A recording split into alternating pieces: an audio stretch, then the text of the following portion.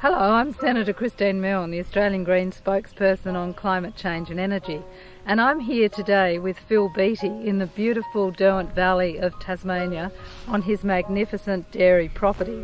We've been through a fairly difficult time in the dairy industry over the last 12 months, and Phil's been one of the leading lights in the collective bargaining group for Tasmanian dairy farmers. Phil, what did you think of the report? I'm really pleased with it, Christine. It took a lot of work for the senators, but we as farmers are really happy with the way the report's come out. Perhaps we'd have liked a little bit more emphasis on the generic marketing of milk. We feel, and I know that you as a Green Senator feel, that the generic marketing of milk is a pretty big issue.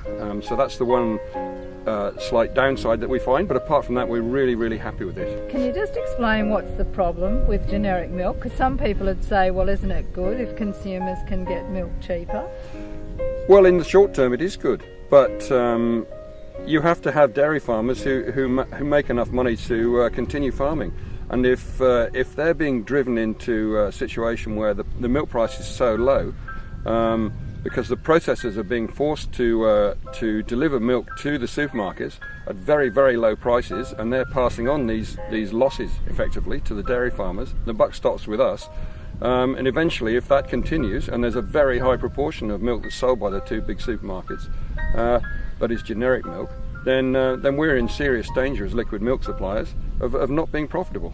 If you buy a 2-litre container of milk, how much, when you're the retail price, how much of that does the farmer actually get? 10%. Only 10%? We're getting 10%. For all We're doing all the work. We do get a decent view though, but sadly you can't live on a view. Yeah, so it's only 10%. So to secure where we are now, and to really give farmers some sense that there is a future in dairy farming, and to attract younger people into the industry, where do we have to take this fight next? Well, the really sad thing about our whole campaign that we had with the one big processor that we're selling our milk to is that we almost, in a sense, had the same argument. They were being squeezed by the two big supermarkets, and they were forcing that squeeze onto us. So to a certain extent, if only we could come to some sensible arrangement with them, the processors and the farmers should be almost getting together to take on the supermarkets. Also, we really need to be looking at national competition policy, the whole structure of the ACCC. There are so many things now that the federal government can do, so we have to make sure that this report and these recommendations, which were tripartite after all, because this is something that the Liberal Party in Tasmania and the Labor Party and nationally all agreed to.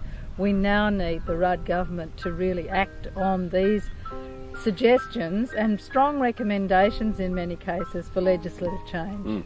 And what we found in our campaign that ended just around Christmas time was that we had complete tripartisan support, if tripartisan's a word.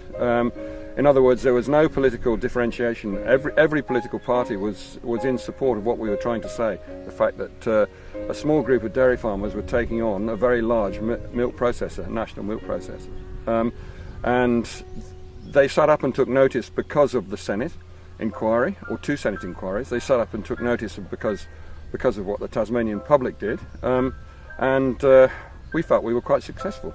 It's been a very successful campaign, but we now need to take it that next step. Absolutely. To secure the victory. We were successful in the short term.